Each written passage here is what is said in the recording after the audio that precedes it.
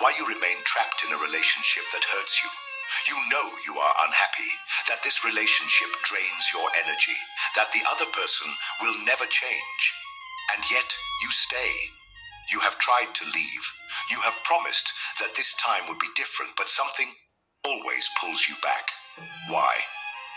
What makes even the suffering not enough to make you leave? The answer is not in the other person. It's not because they manipulated you so well that you lost the ability to make decisions. It's not because you love them so much that you can't leave. It's not because things were good once and might be good again. The truth is that the problem lies in what this relationship has awakened in you, in what it has reinforced, in what it has activated.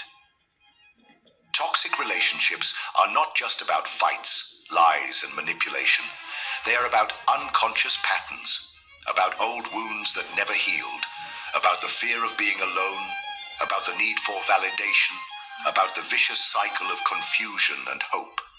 You regain control, and it is only with control that you can truly leave. So pay attention. If any part of you feels trapped, unable to leave even though you know you should, this video is for you.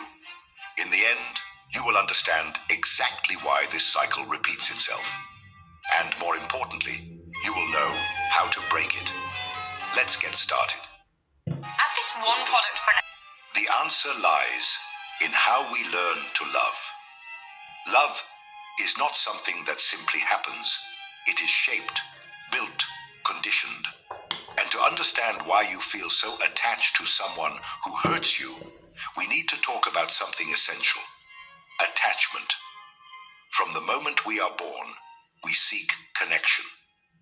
In our early years of life, our brains are programmed to associate safety and well-being with how we receive affection.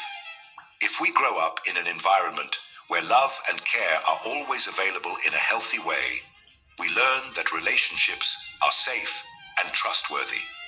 But if affection comes mixed with coldness, rejection, inconsistency, or even abuse, our minds learn something else: that love is unstable, unpredictable, something we have to fight to deserve.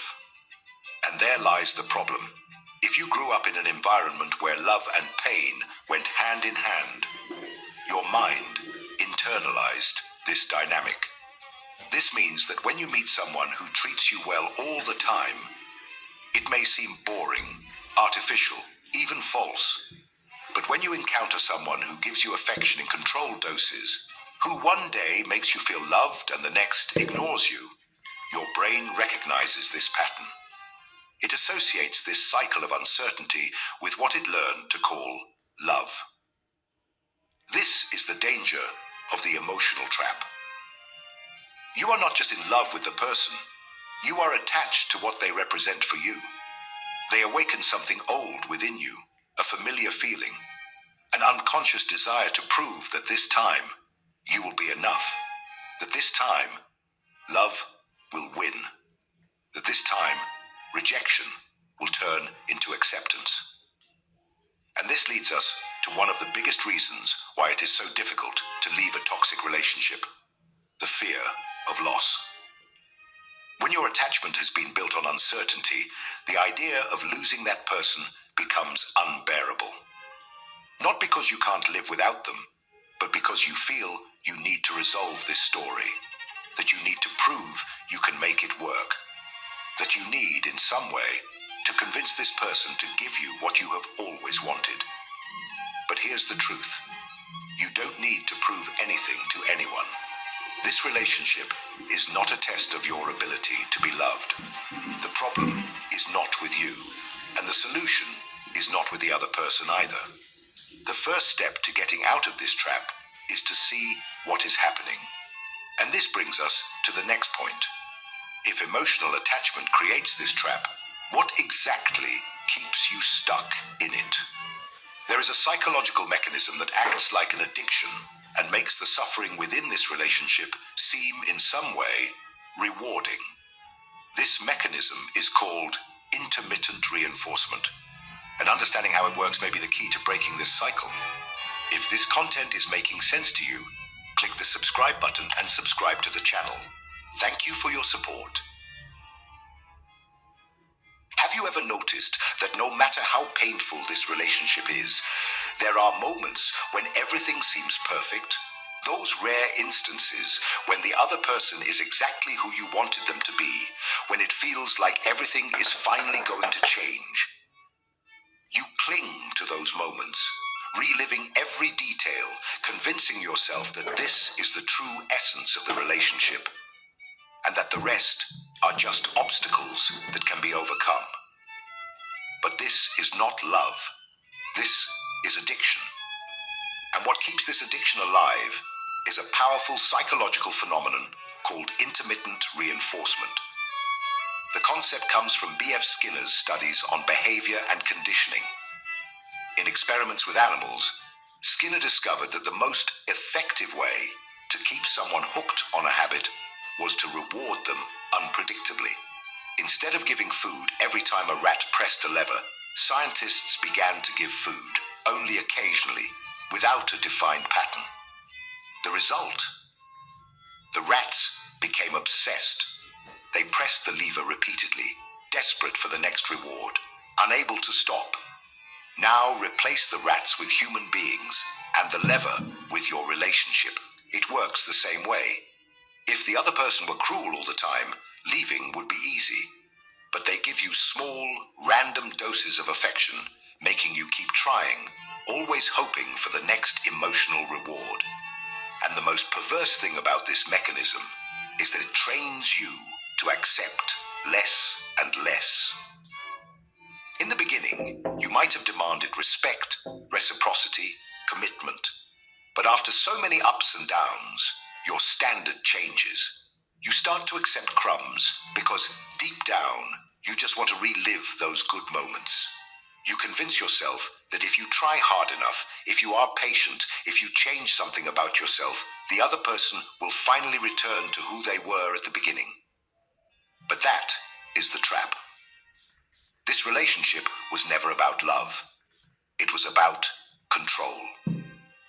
The toxic person, consciously or unconsciously, understood that keeping you trapped doesn't require constant affection, but rather the right dosage of warmth and coldness, enough to keep you trying. And that's why leaving hurts so much, because it's not just the end of the relationship, it's the end of hope, the end of the possibility that everything will change one day. And accepting that is painful, but necessary, because as long as you keep playing this game, your identity will dissolve. You will lose sight of what you deserve. You will start to doubt yourself. You will be slowly conditioned to accept less, to expect less, to be less. And the worst part is that often the other person still makes you believe that the fault is yours, that you are exaggerating, that none of this is really happening. And if you have ever found yourself questioning your own sanity, feeling that maybe it's all in your head, then you need to understand the next concept: gaslighting, projection, and emotional manipulation, the psychological weapons that destroy your perception of reality. Scrolling for hours to... If you've ever found yourself asking, am I exaggerating? Am I the problem? Maybe I'm going crazy. Then you've already felt the effects of psychological manipulation. And among all forms of manipulation, few are as devastating as gaslighting. Gaslighting is when someone distorts reality to the point of making you doubt your own feelings, memories, and even your sanity. It is an extremely effective control technique because it puts you in a constant state of doubt, making it harder to recognize the abuse and even harder to escape from it. Here's how it works. You notice something wrong in the relationship, perhaps a strange behavior, a contradiction, a lie, and confront the other person. But instead of taking responsibility, they flip the situation. They accuse you of exaggeration, paranoia, of creating problems where none exist. Phrases like, "You always misunderstand everything. Wow, so sensitive. That never happened. You're imagining things. Start to become common. Over time, you begin to doubt yourself. You replay conversations in your head. Try to remember details. Seek evidence to validate your feelings. But with each new confrontation, the distortion of reality intensifies. What once seemed obvious now feels uncertain. And the more you doubt your own perception, the more dependent you become on the other person to define what is real and what is not. Gaslighting is just one of the tools used in toxic relationships. Another powerful weapon is projection. Here, the person transfers their own flaws and behaviors onto you. If they lie, they accuse you of being dishonest. If they're unfaithful, they accuse you of cheating. If they're aggressive, they say you are the one provoking them. And the cruelest part of all is that often the victim begins to believe these accusations, taking on guilt that isn't theirs and carrying an emotional burden they should never have to bear. The goal of these manipulations is not just to deflect responsibility, but to put you in a state of confusion and emotional exhaustion. Because when you're emotionally drained, it becomes easier to control you. When your self-esteem is shattered, you accept any crumbs of affection as a reward. When your perception of reality has been altered, you stop trusting yourself and start trusting the other person blindly. And this leads us to an even deeper question. Why do you continue to accept all of this? If it is already so clear that this relationship is destroying you, why is the fear of leaving still so great? The answer lies in one of the most powerful factors that keeps a person trapped in a toxic relationship. The fear of loneliness and the illusion that love can change someone. Have you ever found yourself thinking, but what if I never find another person? Or, what if no one else loves me?